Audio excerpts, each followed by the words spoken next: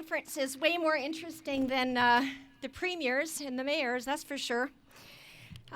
It's very meaningful that I got invited to speak here today because 20 years ago, an encampment started on the waterfront at Cherry Street. And it lasted for 3 years. And by the end, 140 people had created multiple types of homes similar to some of the structures you're going to see here today. And why were those people there? For a lot of the same reasons people are in encampments today. Shelters are full, they're unsafe. At the time we had tuberculosis outbreaks and bed bugs, and most importantly, there was no affordable housing. So the people at Tent City fought for housing, and they won a rent supplement program, and they won housing.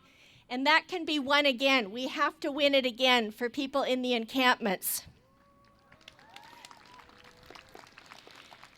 So let's face it, the city has an absolutely lousy track record on providing safe shelter for decades.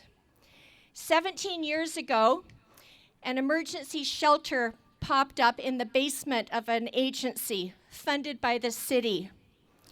We sent in Dry from Tent City. Dry lived at Tent City. He actually helped to build what I still call the Sky Dome. He went in with a secret camera in his baseball cap. And what he filmed was shocking. Lights were kept on all night long, 120 plus people on the floor on mats, literally only inches away from each other. 5 people were sleeping in the space that the UN says 1 person should be in if they were in a refugee camp. There was coughing. It was horrible. We took the footage and we gave it to the media, and then Jack Layton, when he was city councillor, actually showed it in council chambers on the big screen. And that led to a motion that the city, the shelter division, should never allow shelters to be more full than 90%. That has never happened one night in this city. It has never, ever happened that we reach 90%. Then we've had the city rely on the Out of the Cold program, the faith-based sector that offered shelter in the winter, forcing people, though, to move night after night after night to a new facility. And after SARS, we should have learned the lesson that that should never be allowed. That's a vector for disease.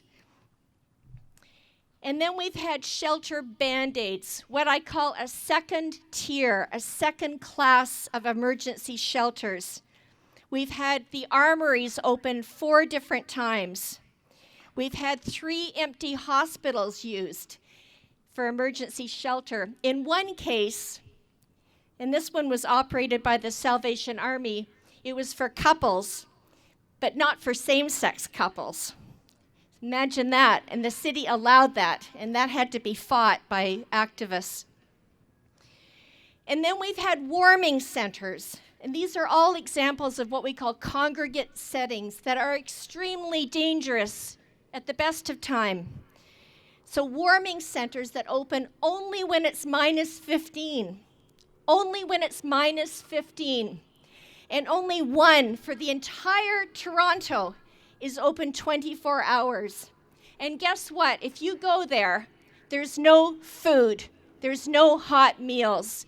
If you're lucky, you'll get a granola bar and a cup of coffee. And in all of these places, there's no beds. Sometimes there's a cot, but mostly mats. Meanwhile, while all this was happening over the years, the city outlawed survival supplies. So if a community agency got city grant money, they were no longer allowed to give blankets, sleeping bags, and hot food. And you know what? They couldn't even speak about it, because if they spoke out about it, they would lose their funding.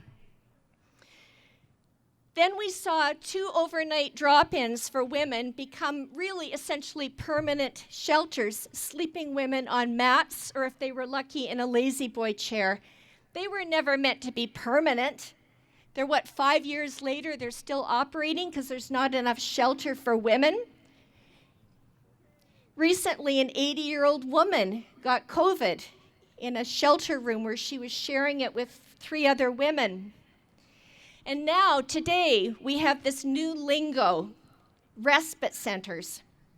The city renamed their emergency warming centers. They call them 24-hour respite centers, and they have even lower standards.